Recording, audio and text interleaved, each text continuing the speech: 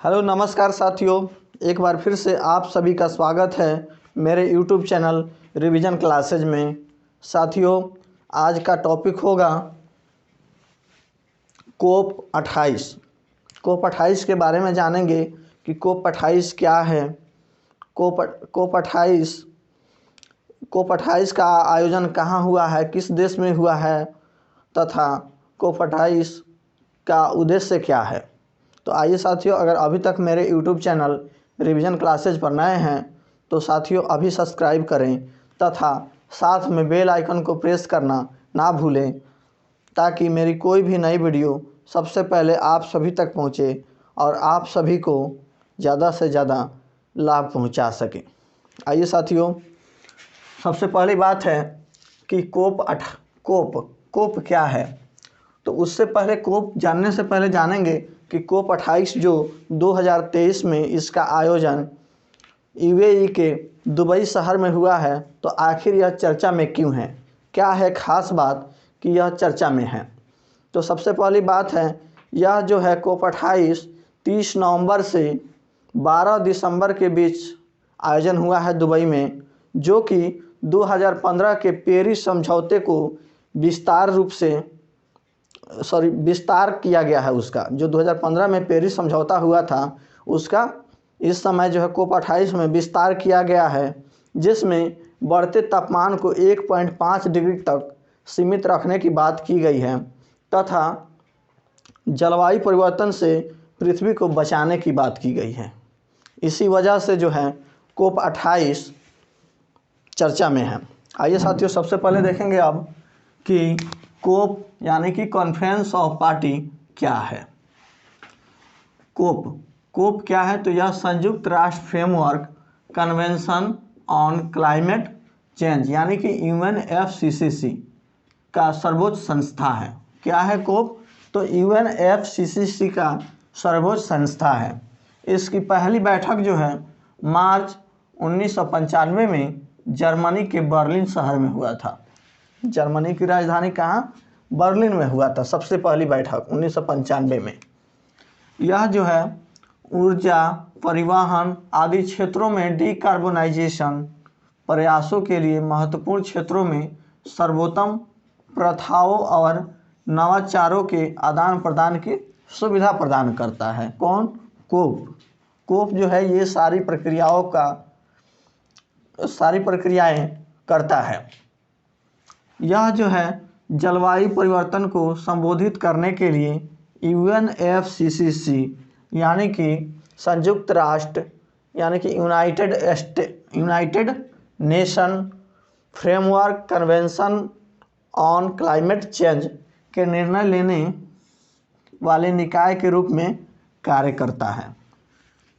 अब आगे देखेंगे साथियों कि कोप के मुख्य कार्य क्या हैं।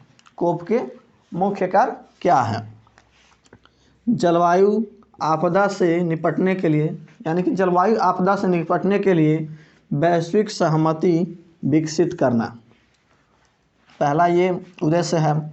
उसके बाद देखेंगे वैश्विक तापमान में वृद्धि को 1.5 डिग्री सेल्सियस तक सीमित करना, इसका उद्देश्य है, तथा उन समुदायों की सहायता करना जो कि जलवायु परिवर्तन के परिणामों के प्रति सबसे अधिक संवेदनशील है।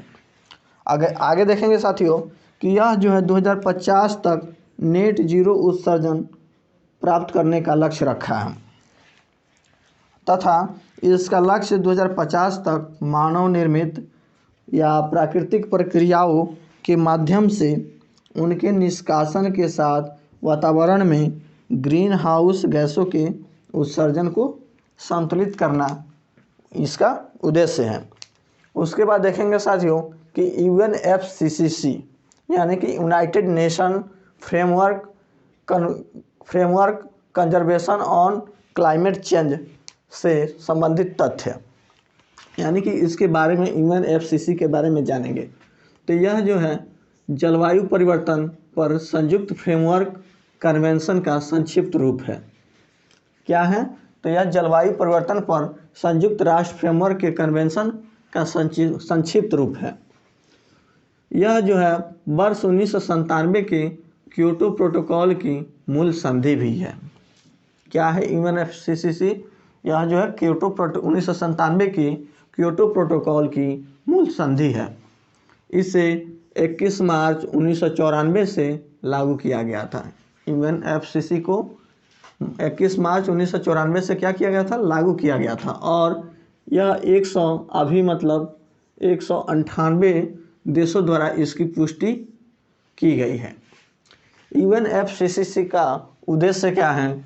तो इसका उद्देश्य है वातावरण में ग्रीन हाउस गैसों की सांद्रता को एक स्तर पर स्थिर करना, यानी कि वातावरण में ग्रीन हाउस गैसें जो है उनको जो है एक स्तर तक ले जा करके स्थिर करना है। उसके बाद गौरतलब है कि 1992 में पर्यावरण और विकास पर संयुक्त राष्ट्र सम्मेलन में संयुक्त राष्ट्र जलवायु परिवर्तन फ्रेमवर्क सम्मेलन पर हस्ताक्षर किए गए थे। अब आइए साथियों इसके बाद देखेंगे कि COP28 के मुख्य सुझाव क्या हैं। COP28 के मुख्य सुझाव: वैश्विक जल विद्युत क्षमता को लगभग 17% से बढ़ाकर 1465 गीगावाट तक पहुंचाना है। COP28 का मुख्य लक्ष्य क्या है कि वैश्विक जल विद्युत क्षमता को, पनबिजली को छोड़ करके 17% से बढ़ाकर 1465 गीगावाट तक पहुंचाना है।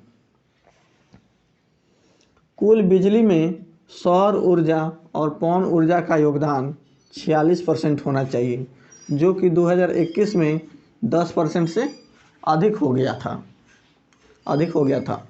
उसके बाद है 2030 तक ऊर्जा तीव्रता में सुधार की वैश्विक वार्षिक दर को दोगुना करना भी COP28 में लक्ष्य रखा गया है।